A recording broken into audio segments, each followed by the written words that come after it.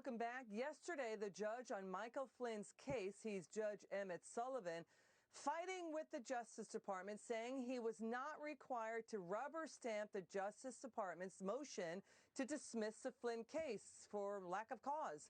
But the Justice Department fired back, essentially saying, we're the prosecutors here, not you.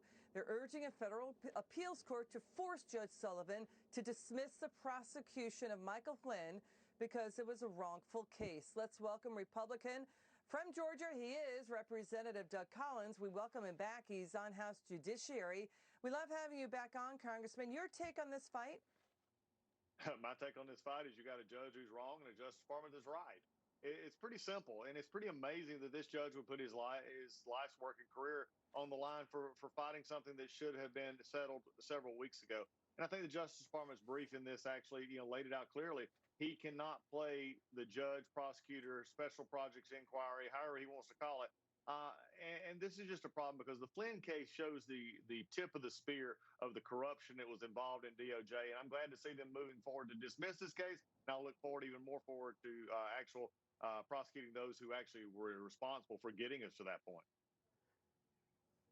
Critics say, we broke the news when the transcripts of the Flynn's phone call with the Russian ambassador were declassified. What was your reaction when you saw what the controversy here and the transcripts were, that Flynn understood he thought the Russians might wish to retaliate for the Obama administration kicking out dozens of Russian diplomats over election meddling, but Flynn encouraging, hey, be temperate about it. Take reciprocal action. Don't escalate the situation into a tit for tat. When you saw that, what was your reaction?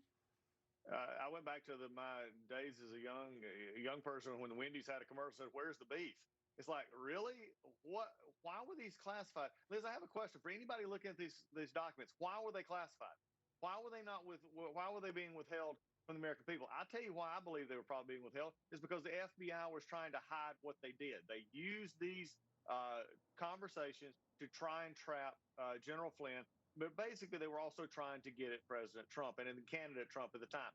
This is what's appalling about this. They used every trick that they could to try and disrupt this new coming administration. They had already tried to break it up while he was a candidate, and this is just a confirmation of that. To forever to understand why these would have been classified to start with is really sort of beginning to see how just corrupt Comey and Strzok and Page and then going all the way, frankly, what we now know was the discussions in the White House and the Oval Office with Obama and Biden and the rest of them. So it's just, again, it's a sad statement of where we are. To what you're saying, let's listen to Senator Chuck Grassley telling us and explaining to the American people why they should care about this case. I'd like your reaction to that. Senator Grassley told us that he would agree with you, Congressman, that he feels that there was a cover-up for sitting on these transcripts for 3 years, the phone call with the Russian ambassador and Michael Flynn. Let's listen to Senator Chuck Grassley here. Because if it can happen to Flynn, if they can do everything they can to get a legally elected president out of office, they can do it to you, Elizabeth, or to Joe Blow or Mary Smith. And that's why it's important for everybody to know that when your constitutional protections are violated, and they can be violated with the highest people in the FBI, then nobody's safe. And so the Flynn situation, his exoneration is eventually going to be a lesson to the rest of the world that finally right wins out, but everybody's ruined in the process, and it shouldn't happen to any other American citizen. Congressman, your reaction to that? Do you agree with it?